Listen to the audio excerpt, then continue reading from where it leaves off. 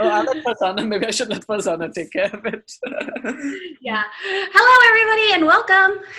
Hello. Now that we've figured out technological issues, how's everybody doing? Well, I'm Ishita Kent. And I'm Kiran Bhat. And this is Sambhashana, which is a Sanskrit/Kannada word for a conversation. And we are doing our first ever live event. So apologies for any technical difficulties we're having at this point, because we're kind of figuring this out, but we're here. So we're very happy to be here. We're very grateful and appreciative for all of you people who have come and are looking forward to seeing these two extremely exciting writers speak about not only their work on the page, but their work off the page, which I think they both do exceptional work, and I'm really excited to talk about that. You know, me and Ishita, we know each other back from our high school days, and we would have never expected back then that we would be someday curating together. It was probably one of the last things we would have ever thought we'd do together. But, you know, we both later ended up in the literary world, and we start to feel that as people of Indian heritage, there are not a lot of spaces for people like us that try to celebrate being a person from the West, but of a South Asian background, without like trying to limit or demarcate that person in a certain way. To say like, you know, we don't have to approach these ideologies in the context of how, you know, being not Western enough, being not Indian or whatever enough, but rather just instead of talking about it enough, having a conversation between each other and just talking about what we are good at and what we are meant to do and what our space is in this world. And to get people not just from the US or Canada, but maybe from Fiji, from Qatar, from Australia, from places in the world that people normally don't even think about when we think about South Asian diaspora. So we're really excited to have Gayatri Sethi and Farzana Doctor here. And thank you for coming. I wouldn't have associated South Asian with Georgia, and you're all from Georgia. I know, right? It's a fascinating thing, Farzana, as well. I think that we all are now dealing with this kind of boom. You know, 10 years ago, so I have left the US and I haven't lived there for about a decade now. And going back, it's so fascinating to see Georgia change so much, because it used to be a very conservative, very like backward part of the world, and now it's becoming very mixed and multicultural, and it's changed so much, you know, and it's really cool to see, because I would have never expected it, you know, 10 years ago. It's just so fascinating. Yeah, definitely. And Gayatri, I know that you're, you know, settled down in Georgia now. Where were you from before this, like coming in? So how long you got? I mean, we got a bit. Want the long version or the short version? Reader's Digest for now, but. So I have lived in the sacred lands of the Muskogee peoples for longer than I've lived anywhere else in my life. Now, as of 2020. And both my children were born here in the city of Atlanta, where their ancestors on their paternal side of the family have been from for a while. And my roots are in Punjab, in the part of Punjab that is now Pakistan, but due to partition. So that's where both my ancestral roots are from my parents' side, both the parents. And I was the first person in my family to be born and raised on the African continent. So I was born in Tanzania, in a very small town near Lake Victoria, where my father was a school teacher, and he had immigrated there from New Delhi. And he was the first one in his family to do that. And then due to a wave of anti-Asian sentiment that went through East Africa, my many folks left and went to Canada or the UK, but my father was pretty insistent that he be buried in Africa, that he was not leaving. So he and an adopted kin brother of his drove the sub-Saharan continent south to Botswana, and we resettled there in about 1983. So that's where I was raised, and I was the first member of my part of my family to come to the US, and I'm the only member of my family that resides in the US. Very cool. Farzana, your diaspora story of sorts? Sure, yeah. So my ancestors are, or my family are Dawoodi Bohras, originally from Gujarat, and then most living in Mumbai. I was born in Zambia because my family was there for 5 years, and my sister and I were born while we were there. And then in 1971, we moved to Canada. So that's my story, and I've lived in Canada since, and I've grown up in Canada. Excellent. And so then it's interesting because you two have a lot of parallelisms that were probably unintentional, you know, in the sense of like a similar birthplace, a semi-similar background, and then also then coming to North America. And yet you two are also very different people as well. And I think that is something that can be explored a lot in your work. Like, Farzana, would you like to tell us a little bit about, as an author, writer, what are the themes or things of interest that you usually like to speak about in your writing? Yeah, so I've written 4 novels, and the latest one is called Seven. And each of my novels are different, but I am definitely kind of taking up, you know, issues of community and home and belonging and loss and all those kinds of themes in each one. In the latest novel, I've most directly addressed the Dawoodi Bohra community, and especially the issue of Khatna that happens within the community. But every book I have been addressing the Dawoodi Bohra community in some way, because I think I've always been trying to understand this community. I grew up in a family that was fairly liberal, and you know, with every community there are the people who are very, very orthodox, and then the people who are almost like non-believers. And in my family, we were kind of more on the less religious end of things, but I have extended family who are more orthodox, and I would be included in some of the you know, traditional events and rituals and that kind of thing. And I always was trying to make sense of things and understand why things happen the way that they do. And often in communities where people aren't encouraged to question anything, they don't know the answers. And so I think I've been through all 4 of my books trying to decode my community. And I got the closest to that in Seven. Yeah, and I'm probably one of the few people here who is, well, maybe that's not true, I shouldn't generalize, but I've read Seven. The point is I've read Seven, and it was a really interesting book. I love the way that you have this extremely like believable and relatable first person character, and she's really just, Sharifa really just comes off the page. Like, you just feel like she's a person who just thinks and speaks and will do literally anything a person does, and I really appreciate that. And these other issues of Khatna, you know, you weave them so subtly and so well. Like, I didn't even, you know, I think if you read it at first you think it's just one of these like marriage falling apart narratives, and then you very expertly tricked us into realizing a much bigger issue is at stake, and the way you did it was so like it was really well done. So I really liked reading it. Thank you. We'll maybe talk about this later, but I do think a lot about how do you fold in social justice issues into a novel. So maybe we'll get there. I'll just say one more thing and we'll go to Gayatri, but really I think that's something as an author you do extremely well, is you know how to like approach issues without it being proselytizing or didactic. It's not like you're reading a novel because you're reading about FGM. You're reading it and you think it's like just a piece of life and a piece of narrative, and then suddenly you realize, oh, there are other like more serious concerns. I mean, life is its own serious concern, but I mean that the way that you weave those things is really expertly done. So I really appreciate getting that's so kind of you. Thank you. No, thank you. And you'll see when that book review comes out, you'll see my thoughts in more detail. But anyways, so Gayatri, what about you? I know that you also have a lot of interesting thoughts inside of you, so we'd love to hear some of them about your work and your writing and all that.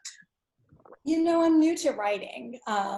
So, you know, I am entering this author writing world knocking on 50.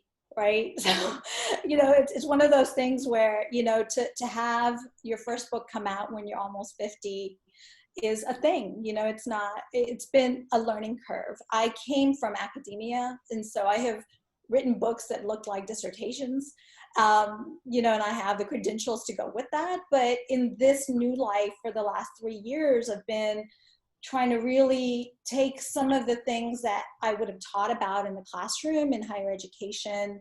I taught courses in gender studies and women's studies and global studies, and I was a study abroad advisor and a Fulbright advisor. And so taking all of those sort of 25 years of experience and really distilling them to try to write a piece that reads in brief form as something thought-provoking, that's not just a meditation, not just a reflection. And so I write in verse about identity, about belonging, about social justice issues. And I think the topic that you chose was so apropos, because in many ways, you know, I write in response to things that are occurring in the now. So, you know, Justice for Breonna Taylor, I wrote a verse about that. It's just one of those things where as I'm processing something that is really meaningful to me, something that I really have used the writing as a way to process that, and then I put it out there to share with whoever might need words to express what they too might be struggling to grapple with.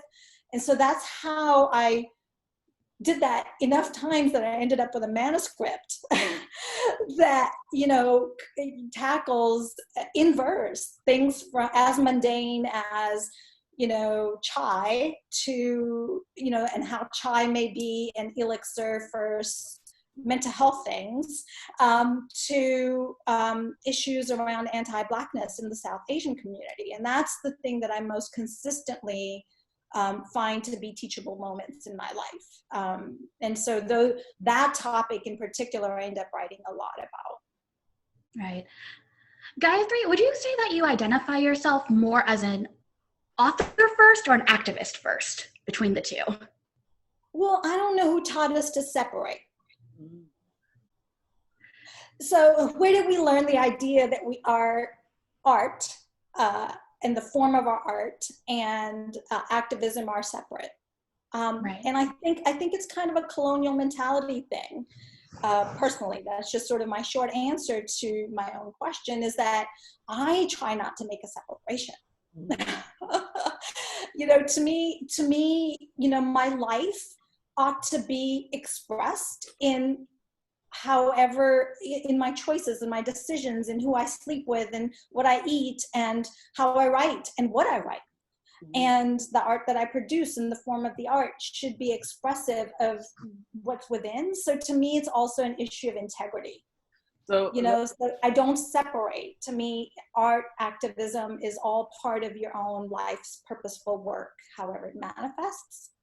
Yes. So I want to maybe consider reframing the question in another way then. Like, would you consider then that poetry or writing in this particular ways, is that the first way that you take on your role as someone who wants to respond to the world and make changes? Or are there other ways that you also respond to that need? You know, I was a teacher first and foremost, and to be an educator isn't just kind of a, you know, like some of us are called to that work, and it takes a lot of form, even if we are no longer in the classroom. So I think, to me, more so than activism, being an educator in an encompassing sense is sort of what prompts whatever I do and however I do it, right? It's, to me, I tend to say yes to things where there's a teachable moment. You know, and if there isn't one, it's unlikely that I'll show up to it. Yes. Yeah. And Farzana, what about you when it comes to, like, you know, you are trying to push this sort of activism as well as your authorship? Do you try to intertwine the two more, or do you put yourself as an author first that has activist themes in your work, an activist that does writing stuff on the side? Like, how do you kind of navigate that identity? Yeah, and I think, like what Gayatri said, is like, why are we separating? But we are taught to separate. And I think it really depends on the context. So there are moments where, you know, I'm really called on to be an activist, and, you know, it doesn't feel like there's a lot of artistry in what I'm doing. But in terms of what I like doing best, what I feel called to do, is I really like being a novelist first who interweaves the social justice in the work. And I feel very strongly about the role of writers as people who can mess with the status quo, right?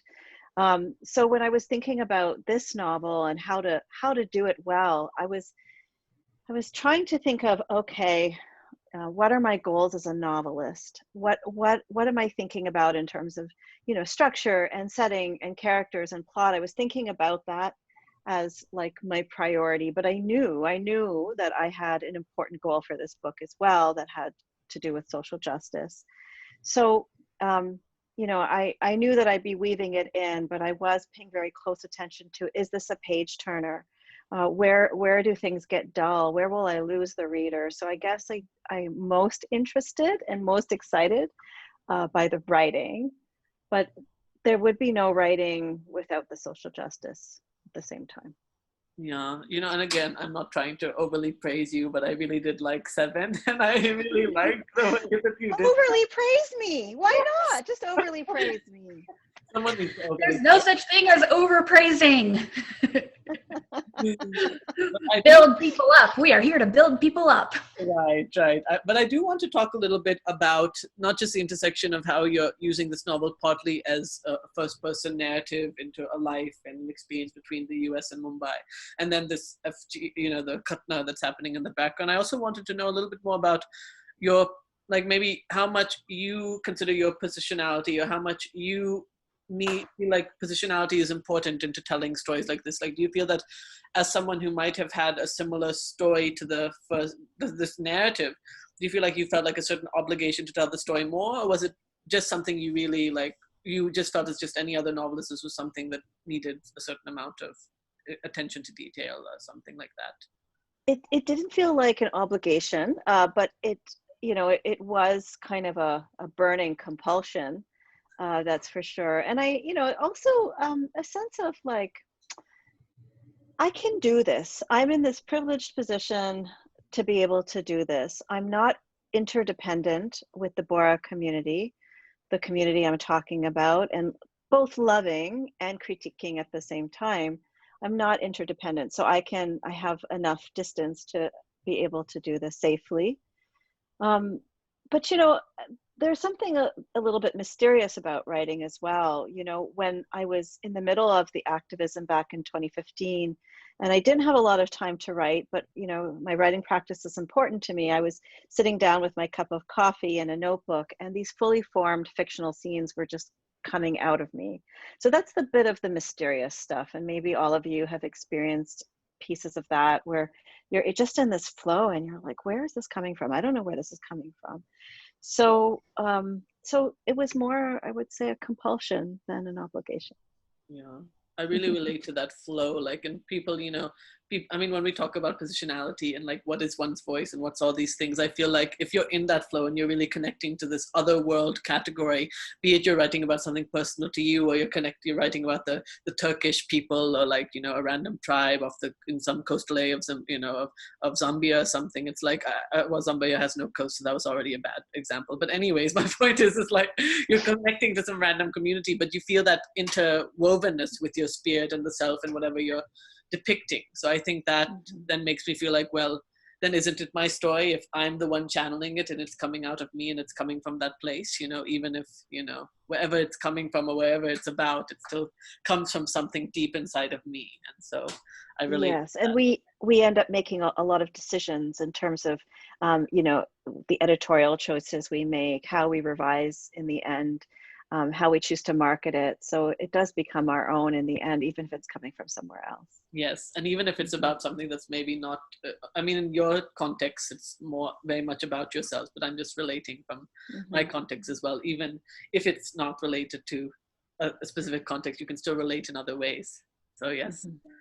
So Gayatri, I want to ask you a very similar question. Like, how much, you don't have to give too much personal information as well if you don't want to, but how much does your own individual life affect the choices in your art, if it does at all?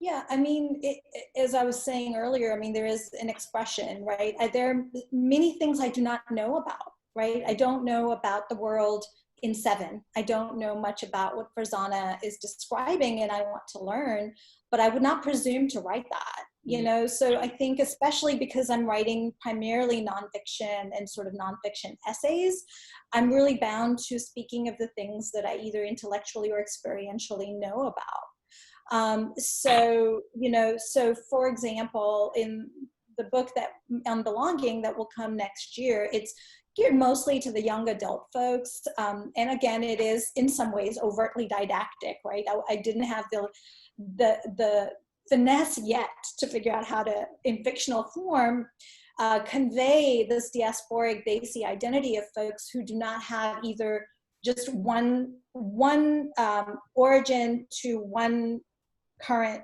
geographic existence, right? So many of the immigrant stories that we see are really, you know, originally on the subcontinent, whether it's Bangladesh or Sri Lanka, and then somewhere in the West.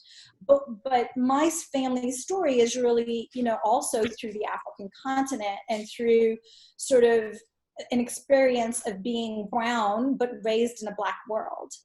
And then marrying someone who's of African American heritage and raising Black children in America.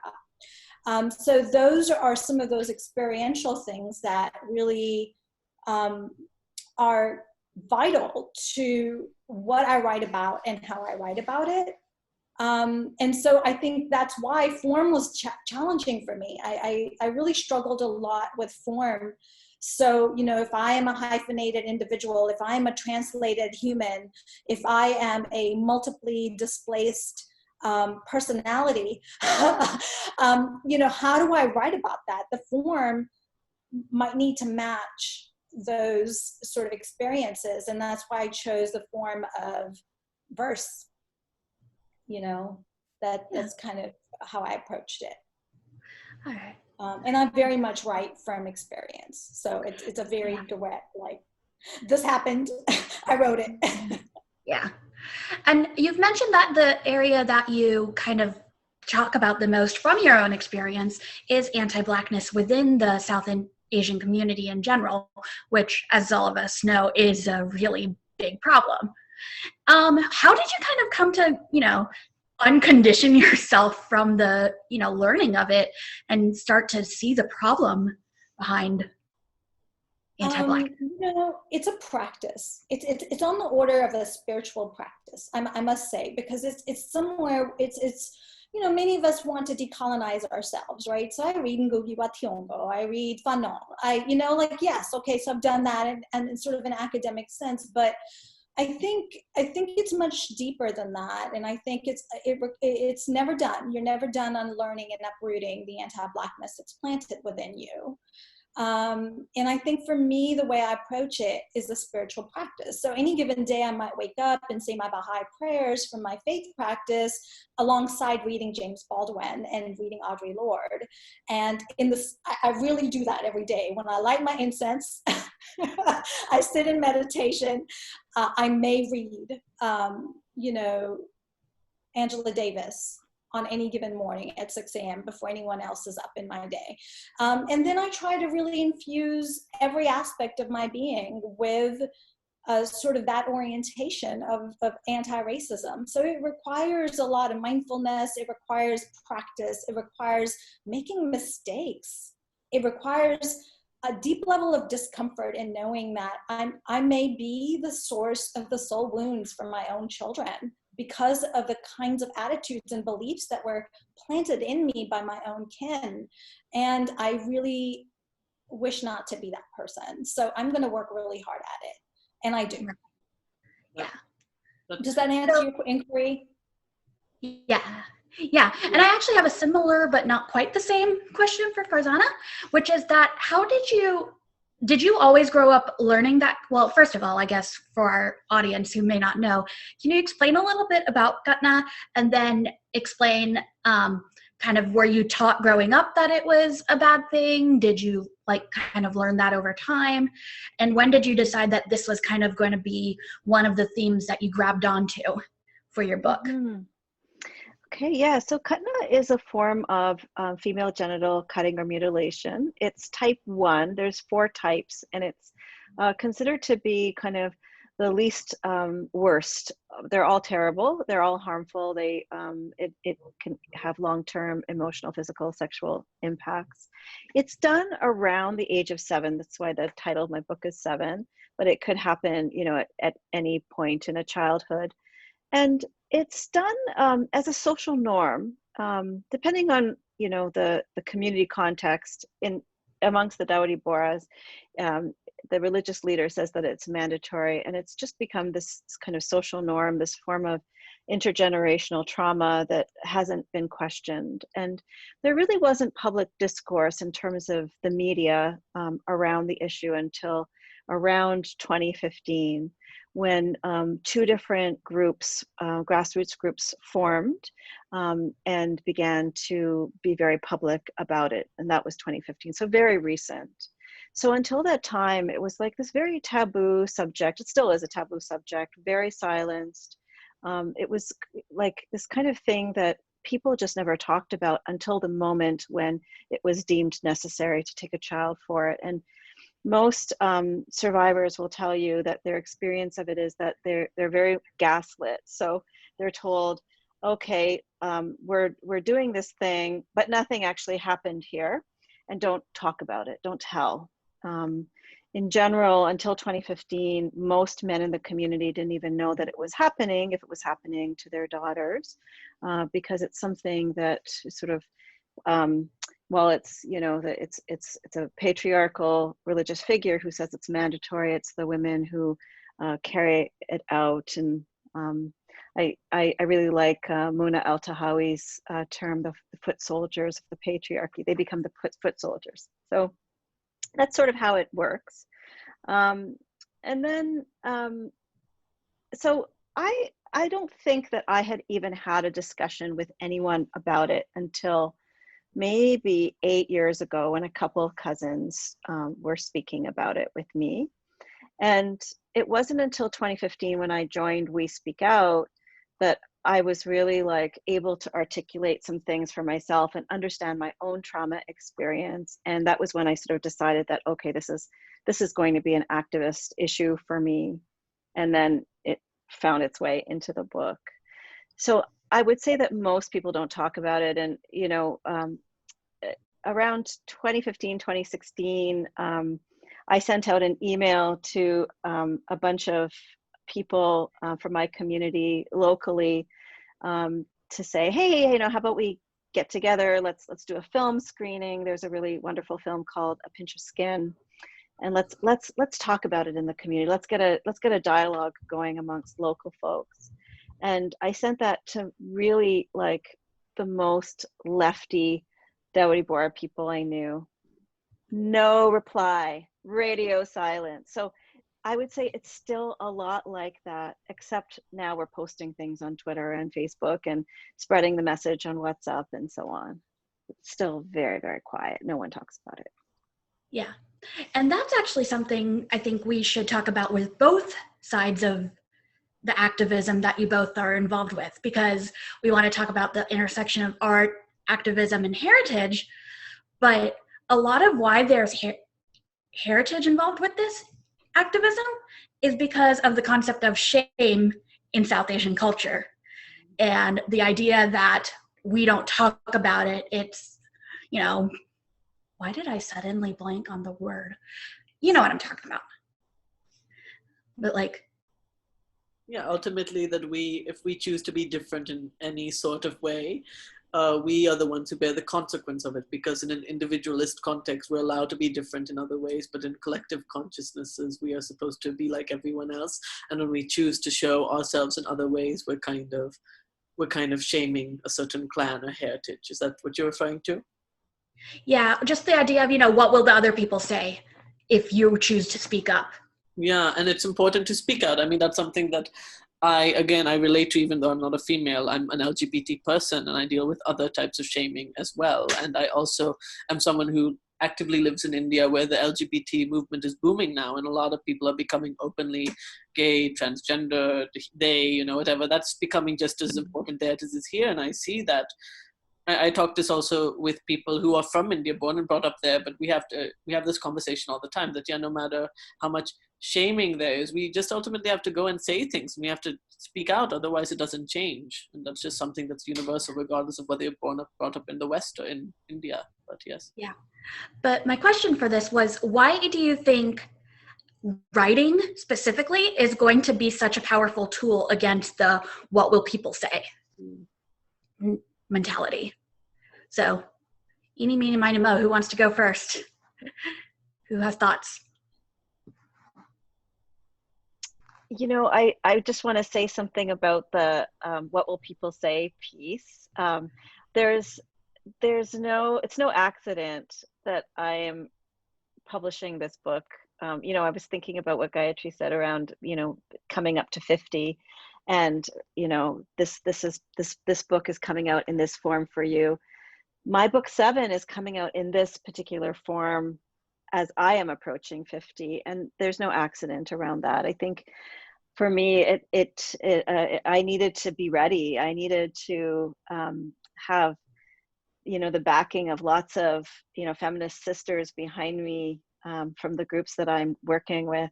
I think I needed to no longer care. Like when you get to up to 50, and I hope it's happening for the two of you around 30 as well, like you just have to not care anymore what people think, because it is our duty to speak up. It is our duty to create change. It is our duty to question social norms, right?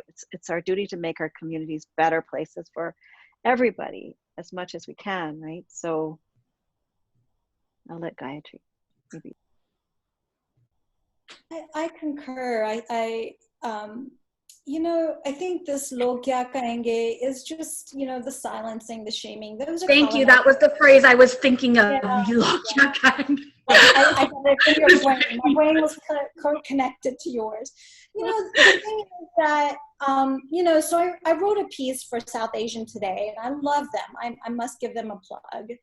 And it is younger folks, and they, you know, make it a point to find unheard voices in the South Asian diaspora, really speaking to progressive content. And for me, again, you know, to be my age, to be writing what I write, I should not be a lone voice. I should not be disruptive, but I'm called those things.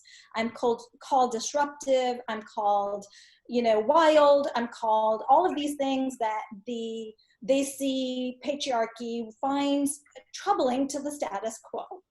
Now, this is not new. I think I must have been 14 when I came to the awareness that all of these shaming and sort of ways in which our kin require us to conform would not apply to me. Like, I think I was 14 when I came to that clear consciousness, and it took the form of this burning sensation within me in response to a very anti-Black thing that a relative said to me. And I was visiting India at the time. And I was told at age 14 that I was never to marry a Black man, even though I live in Africa. So the feminist part of me that had already developed a consciousness by 14 was opposed to the idea that I was going to be spoken to about marriage at that age. And I was deeply troubled to the level of rage that would have resulted in a highly disrespectful thing to say to a relative, but I didn't. That was when I swallowed a rageful silence that it has taken me this long to process and get to the point where Farzana says, well, I don't care. Call me what you want to call me, whatever. Like, really, I'm going to speak these truths because they are realities.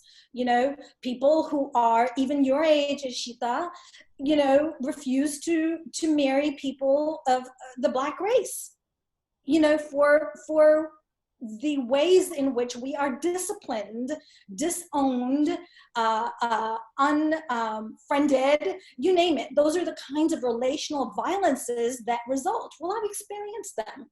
I've been married to Baba for 21 years. I've been friends with Baba for 25 years. I have 2 children. I'm a BB to a Black child. Please, do not come to me calling me and saying, Log kya kahenge. They've already said what they need to say. My life is its own testimony, right? Like, at this point. Amen. At this point, you know, say what you're going to say. And I am going to write these things and I'm going to put them out there because, you know, the purpose of doing so is that I did not have any folks in my life in my 20s who would have validated or, you know, sort of provided the opposite of those look at kind, right? Like the sense of safety, the sense of okayness, the sense of, you know, like I did not. So I want to be that person, whether it's in the form of words someone reads on a page by an anonymous auntie or somebody, you know, who follows me on Instagram and sees what I write about and says, oh, I've never heard someone 50 years old say something like that and validate my life choices. And I think that that is what I'm striving for, that those experiential things provide, in my words that are put out into the world, find the people who need them. You know, that's why I would do it. Yeah. Yeah, that's a very, and you said several things that I could respond to. I think one is particularly, one thing that I think really reads true to me is having to ultimately let go of the fact that people who are older to us have formed a certain mentality or culture are going to think the things they think. And we just simply have to kind of learn to swallow that and now focus all that energy towards the people who are younger to us and make sure that they are in a space where they can either learn to express themselves in a certain way or learn to resist the oppression or learn to make a change for themselves or learn to broaden their minds, X, Y, Z. But I think that I want to turn the cultural question a little bit on its axis and approach Desiness from another perspective, because I also think that Desi culture also is a strength. It's not just a source of regression and kind of like backward thinking. It's also a space where we have a lot of great intellectuals and thinkers and people who have stood up for the sake of humanity and said wonderful things.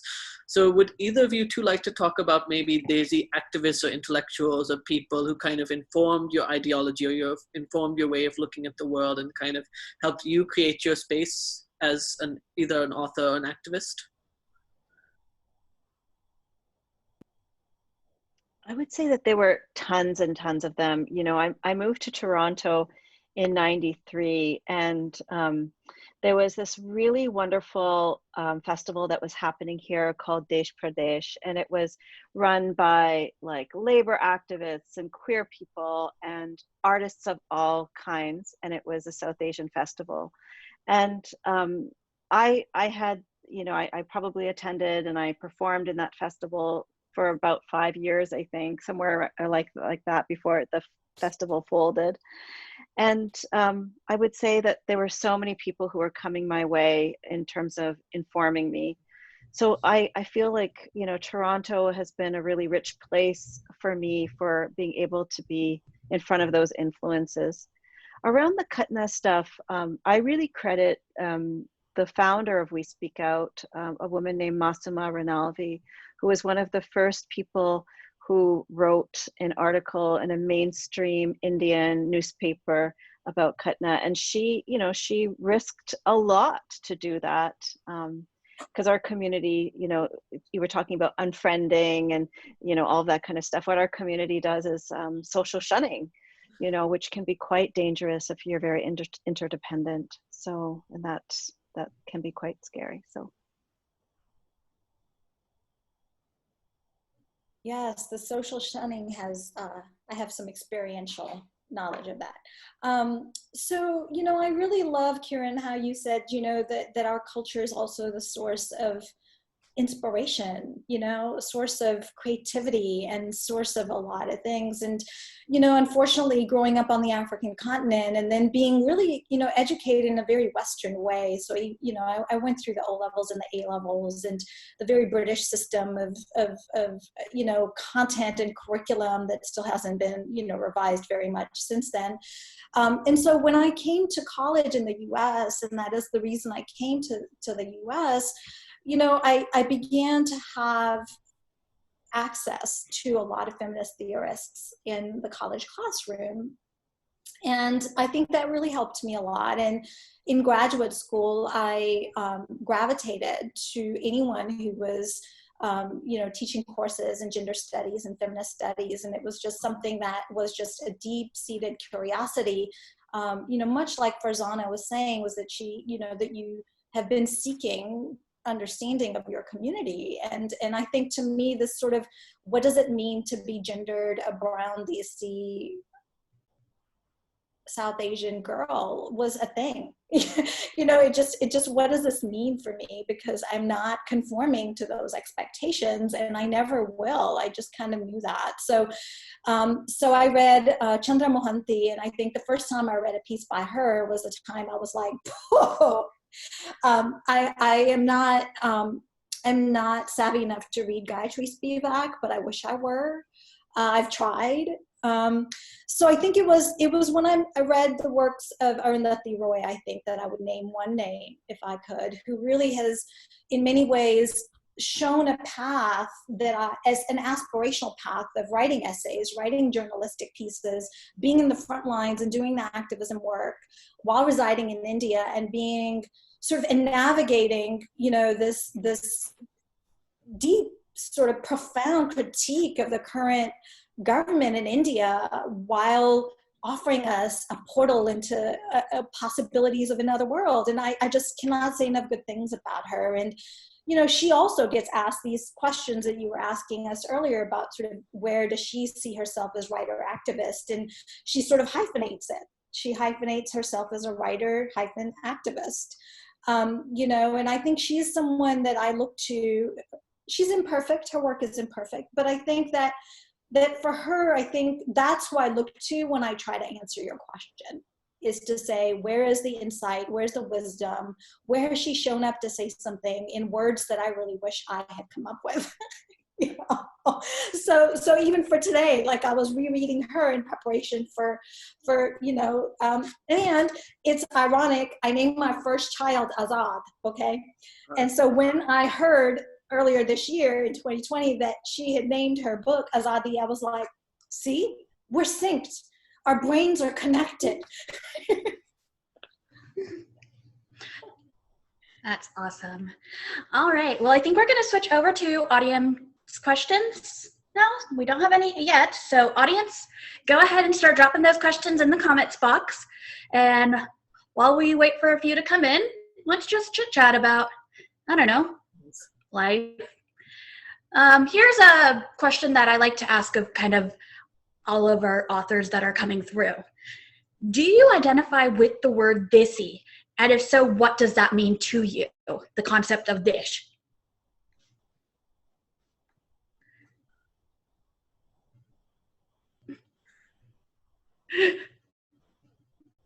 Would you like me to go first, Farzana? I think Farzana's pointing at you for this. One for the team.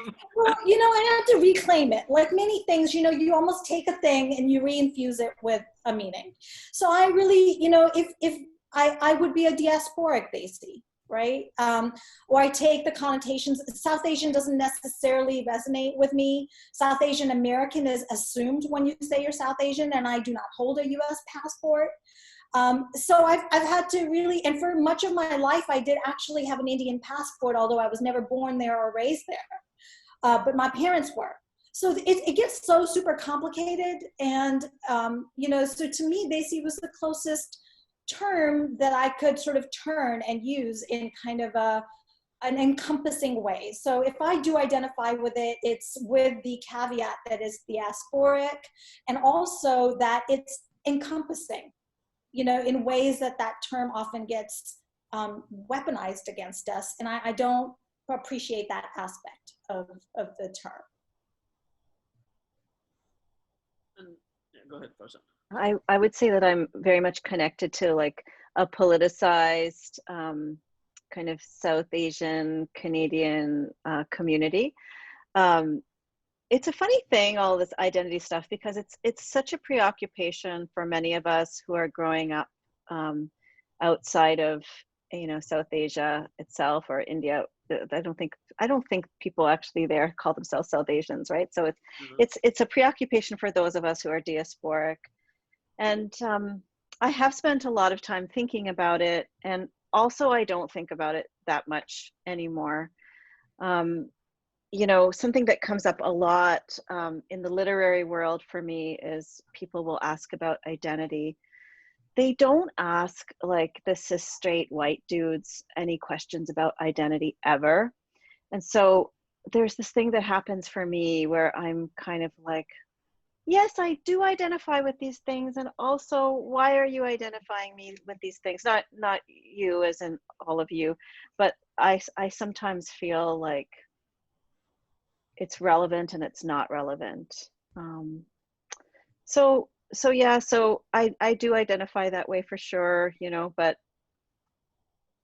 it's such a thing that you can tell from my answer, like I'm grappling, and I feel not confused exactly about it, but just, what is identity? What is identity? You know, there's so many parts of us all the time that are you know, that are operating, you know, our ages and our sexual orientations, and, you know, how much money we have and where exactly we live, and there's so many identities that we have.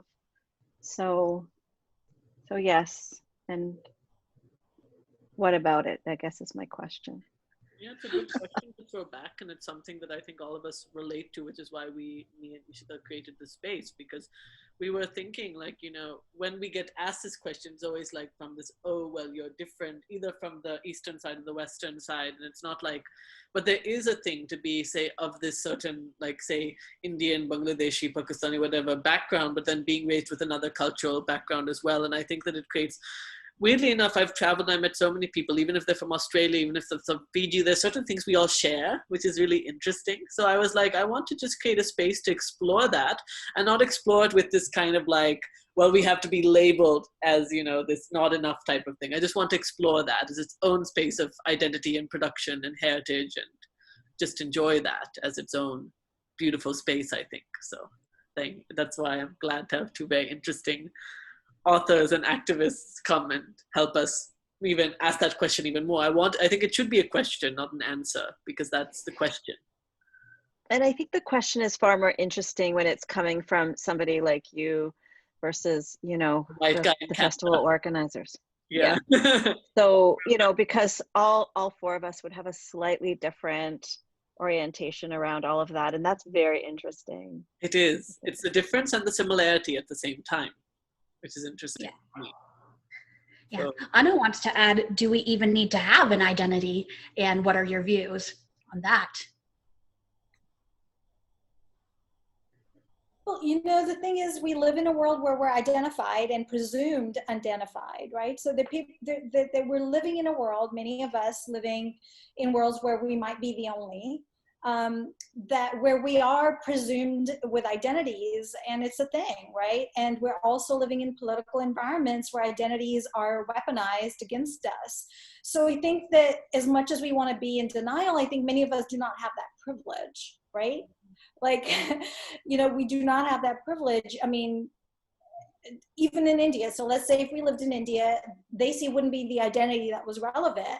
But, you know, today, you know, on the Guru Nanak Guru, you know, sort of Purab, the Sikh farmers are walking to Delhi and, you know, protesting, and are being, you know, subjected to the kinds of state violence that are just beyond comprehension, and that identity matters, right? There has been an ongoing genocide of Sikh folks, and I have Sikh ancestors, so really I don't have the privilege, even in India, to not identify.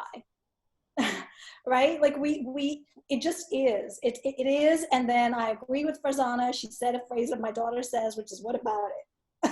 You know, like, you know, so the nuances of it are such that we do not often have the privilege to not have this conversation. And I pray and work daily to create a world where we will no longer need to have these conversations. Yeah. But then it's also a fascinating thought of itself to create a world where you don't have these conversations. I mean, I actually, not the otherizing elements of it, but I also like the conversations. I like the fact that people come from different cultures and different backgrounds, and there's something beautiful to be learned about going to very far parts of the world and learning about people who have extremely different narratives. And sometimes these identity questions also come from that space. Like, people are just curious about people who are just very different from them. And they're just, and of course it's frustrating when you're in a minority from that same nation, and it's like, well, I'm not actually different from you, I'm also from this country. But then if you're going to a place like Laos or Turkmenistan or something, it's people, and sometimes people just don't have that frame of mind to think that way. But I understand your point as well. It's interesting for sure. weird mixture of how do we acknowledge difference and also not otherize people for being different as well.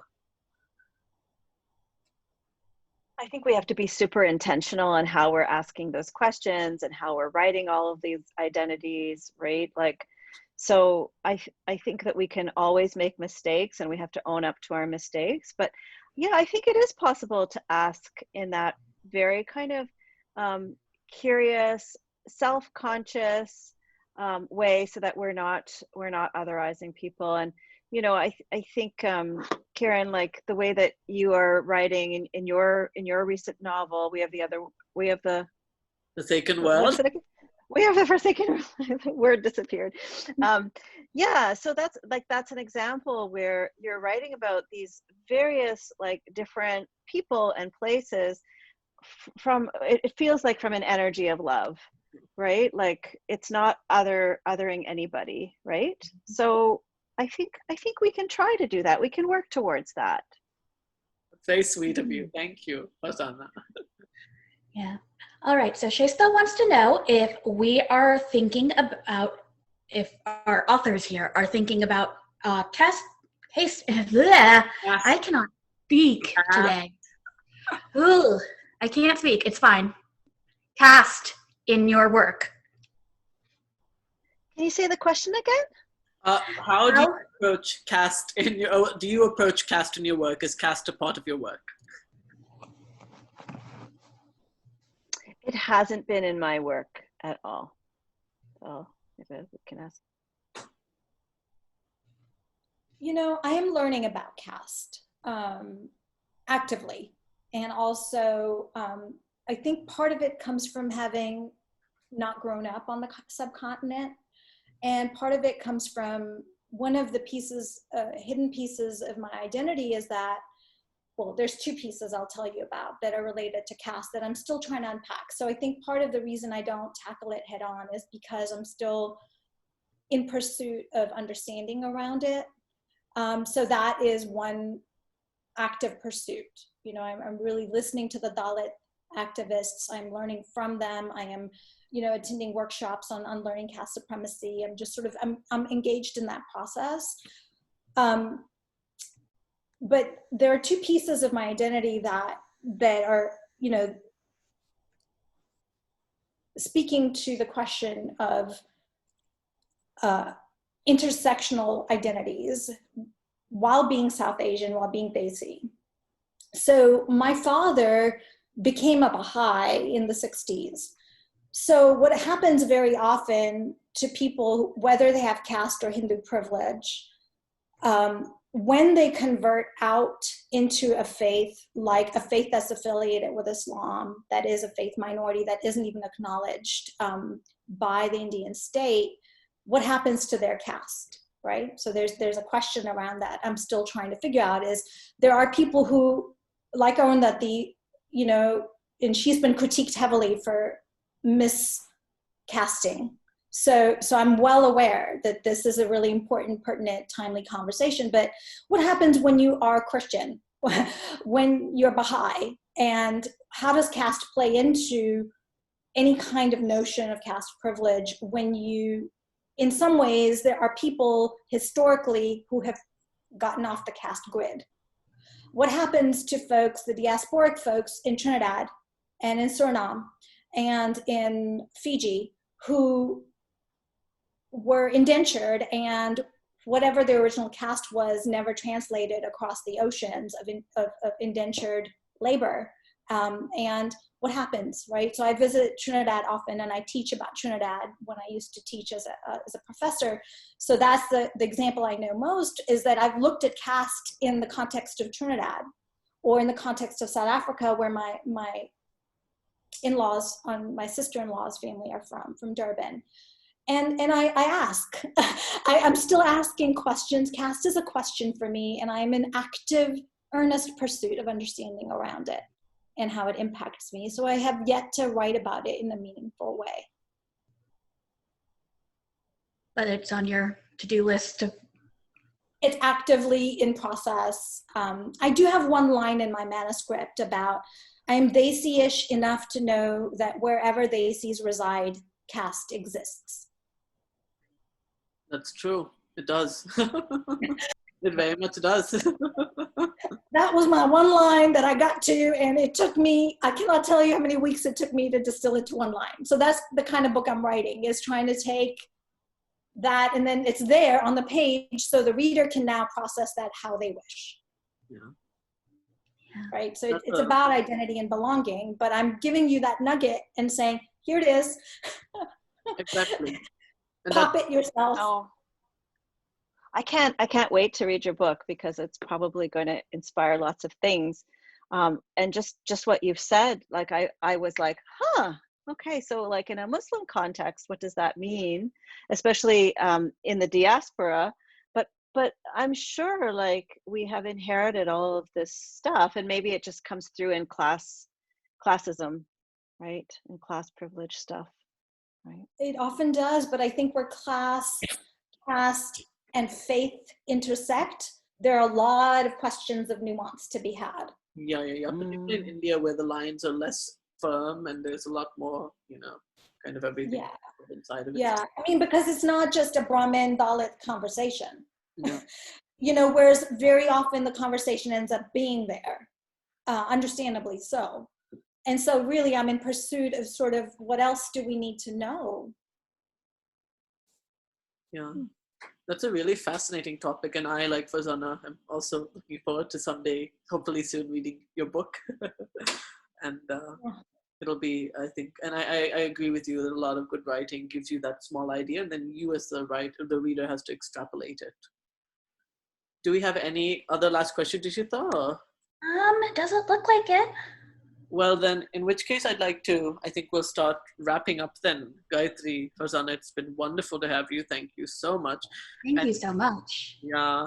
And as people who we're starting out with, this is our first live event. It's our second event, but it's our first live event, and we're just starting our page. So some of you who came in who don't really know us yet, if you could maybe like our page or start following updates, we'd really love it. And we're trying to curate other interesting topics like this. And we're very specifically trying to create a space for people of this identity. And so in 2 days, just 2 days from now, we'll have Kazim Ali and Michelle Chahil, who will be speaking about poetry and how their own wanderings inform the way that they wander in language, because they're both very evocative and like kind of traipsing types of writers. So even if you want to learn about how this kind of like Videshi Swadeshi narrative can create interesting kinds of lines and doodles in just the way that we create poetry, in the sense of like how words come together, I think it would be just really interesting to come and hear that. So if you happen to come for Farzana and Gayatri, but you're curious for more authors, please come to that. And feel free to message us and PM us and share questions if you want more content.